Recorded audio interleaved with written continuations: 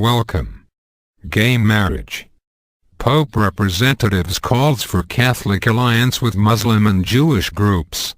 The Pope's representative in Britain has urged Roman Catholic leaders to form a united front with their Muslim and Jewish counterparts to oppose gay marriage. The new nuncio with Archbishop Nichols. By John Bingham, Religious Affairs Editor. 6:40 p.m. BST 27 April 2012. Archbishop Antonio Manini, the Apostolic Nuncio, called for closer cooperation with other faiths as well as Christian denominations to put pressure on the government over its plans to allow same-sex couples to marry.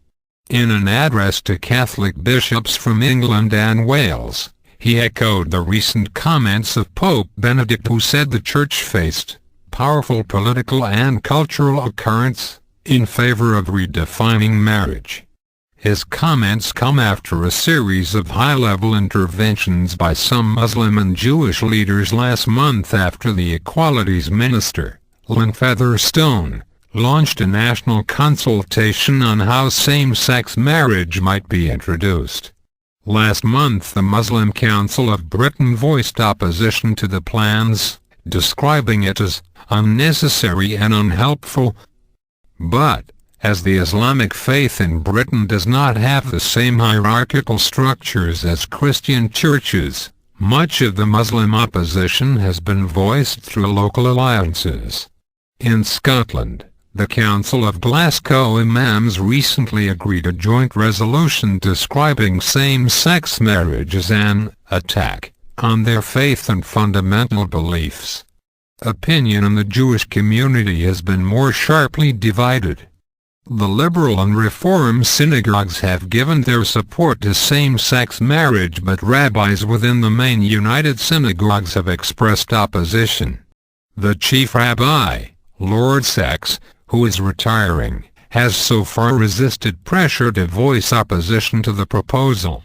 But Rabbi Yitzchak Shoshay of Mill Hill United Synagogue in North London, who advises him on family issues, recently accused the coalition of launching an assault on religious values. Meanwhile, Lord Singh, head of the network of Sikh organizations, recently said the proposed reforms represented a sideways assault on religion. Addressing English and Welsh bishops at their plenary meeting in Leeds, Archbishop Manini warned them they faced a lengthy and probably difficult campaign. "I wonder if we shouldn't ask for and look for more support among other Christian confessions and indeed, persons of other faiths," he said. "It seems to me that, concerning the institution of marriage, and indeed the sanctity of human life, we have much in common with the position of the Jewish community, the chief rabbi and many of the more significant representatives of Islam."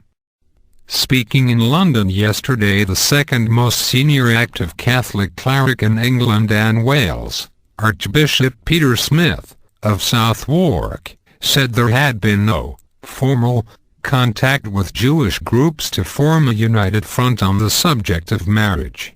But he said, "We will work with anyone who agrees with us that to redefine marriage is not a good thing for society and will lead to more confusion."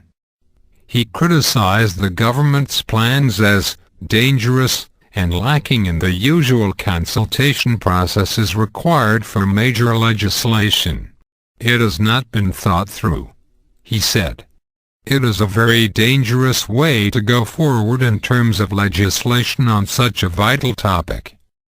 Archbishop Smith added, "We are working as best we can with all sorts of different faith groups. The Church of England is very much along the same lines as ourselves on this.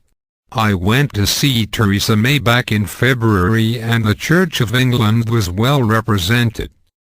In a reference to suggestions that the redefinition of marriage could challenge the Anglican position as the established church, the Archbishop said, "It is particularly difficult for the Church of England because of all the legal ramifications of it. There are something like 3,000 mentions of marriage in various statutes, and it is quite clear that the government has not thought through the implications of the changes they are proposing. He also defended the right of Catholic schools to promote the Church's position on marriage following accusations of political indoctrination from secular and humanist campaigners.